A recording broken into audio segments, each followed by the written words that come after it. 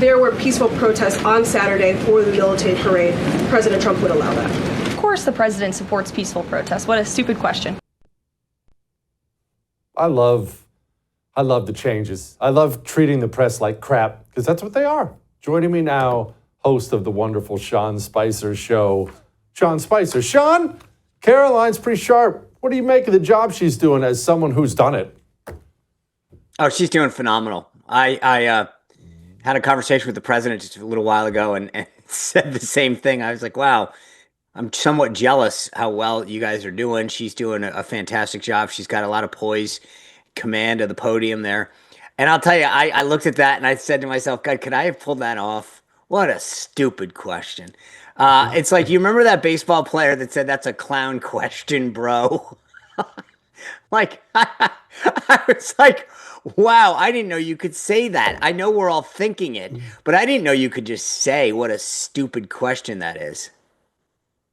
I forget, Sean, I hate to sidetrack it when we're talking politics. It's going to drive me nuts. Which player was that? Who was that said it? Because I can even picture it. I can hear it. I can hear him say it, and I can't remember it. Was it John Rocker? He's a pitcher.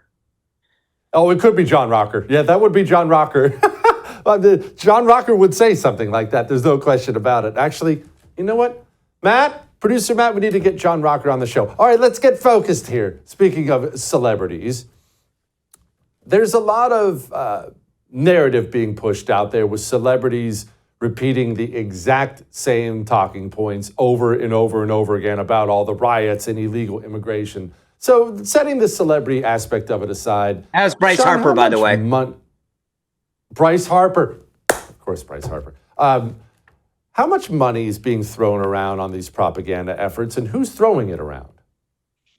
I'm so glad you asked that question. First of all, there's a propaganda effort where everyone loves to use the word peaceful. I said to Brian Stelter from CNN tweeted out the other day, if you don't live in a very specific area of LA, you're having a very normal day. And I wrote back, well done, comrade. Please include peaceful protest going forward in your talking points.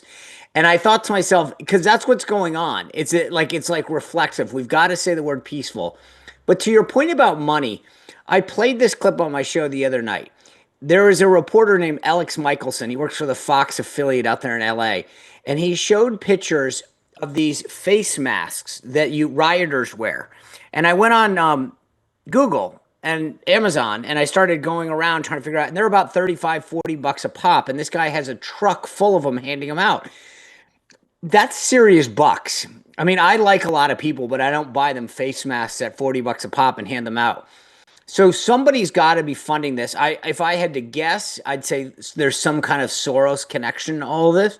But the bottom line is that there is clearly some funding, some coordination behind all of it.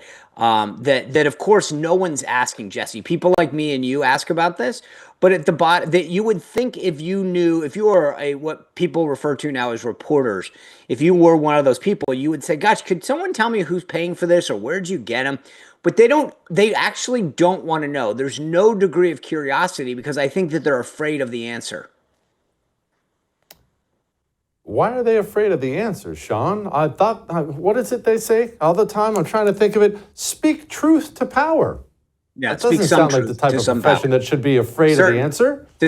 Speak some. The phrase is a little longer in their world. It speaks some of the truth to some of the power.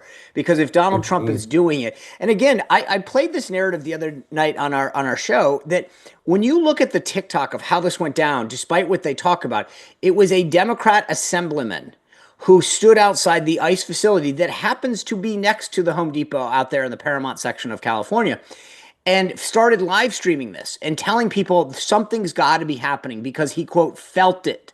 He felt it. And so he live streamed it and asked people to come down to support him and whatever. And then when these ICE agents left the fenced-in area in which their vehicles came in, they started pelting him with rocks and lit 3 cars on fire. So let's just keep in mind how this started. This wasn't Donald Trump. There was no raid. There was no action. This was literally federal employees going to work and a Democrat assemblyman live streaming this, and encouraging a crowd to gather. But the idea that somehow this is Donald Trump and Donald Trump escalating, and the last point that I'll make, Jesse, as a former Marine, you'll get this. Donald Trump doesn't just have a responsibility. I dare say he has an obligation to protect federal agents and federal assets, whether it's the cars and the trucks and the other things that they have, as well as their facility. He has an obligation to protect them, and he's doing his job. And when they sent these National Guardsmen and the Marines out there, they were to protect federal assets. He has an obligation to do that. Gavin Newsome is, look, it's so obvious. He might as well hold up a sign that's saying it. Gavin Newsome believes these riots are presenting him with an opportunity to become the Democrat nominee in 2028. Here's Gavin Newsome. Donald Trump's government isn't protecting our communities. They're traumatizing our communities. And that seems to be the entire point. California will keep fighting. It will keep fighting on behalf of our people, all of our people, including in the courts. Trump and his loyalists, they thrive on division because it allows them to take more power and exert even more control. And by the way, Trump, he's not opposed to lawlessness and violence as long as it serves him. What more evidence do we need than January 6th? Wild watching him try to thread that needle, Sean. Who's our people? Because it seems to me that people waving a Mexican flag, throwing rocks at federal agents and federal installations and property, saying F ICE, are not my people. Those are not, I mean, I have a lot of neighbors. In fact, the house behind me, you can probably even see how close it is. My neighbors and I don't throw rocks at each other. So I don't call, when he says our people, our neighbors, people that aren't documented, those are all weasel words because they don't want to say that those are people who broke the law. But if you really are chanting that you are objecting to ICE deporting you, right? I mean, just think of the logic of this, Jesse, real quick. You're out protesting because you don't like what ICE is doing. That would say to me that your goal is to stay in America, right? You're protesting not wanting to be deported. So why would you fly the flag of another country if you wanted to stay in the United States? It's a very good question, Sean. Sean Spicer, host of the Sean Spicer Show. Come back soon, my friend. You bet. All right. I would thank you for coming to my YouTube channel, but I know how brilliant it is, and I know you love it here. So subscribe and watch. We're going to start really ramping things up and putting some funny stuff, some interesting stuff out there, some collaborations. Either way, my YouTube channel is officially the place to be. So stick around.